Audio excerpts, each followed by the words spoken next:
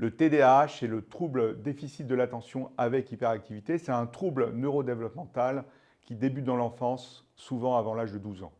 Chez les garçons, le TDAH est 2 fois plus fréquent que chez les filles. La prévalence mondiale du TDAH, c'est environ 2,8% chez les adultes, 3,4% chez les enfants et presque 6% des moins de 18 ans. Ce syndrome est décrit dans la littérature médicale depuis la fin du XVIIIe siècle.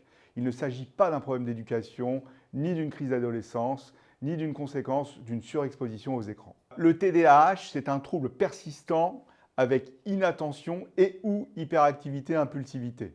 Il conduit à une altération fonctionnelle, par exemple la mémoire, la concentration, le jugement, à des altérations relationnelles qui peuvent être parfois sévères dans différents contextes de vie, à l'école, à la maison. Les sujets manifestent un comportement plus inapproprié ou perturbateur par rapport aux enfants, aux ados, aux adultes du même âge. Il existe 3 présentations cliniques différentes avec la présentation combinée, c'est-à-dire déficit de l'attention, hyperactivité, ou une présentation avec une prédominance inattention, ou une autre présentation avec une prédominance hyperactivité, impulsivité.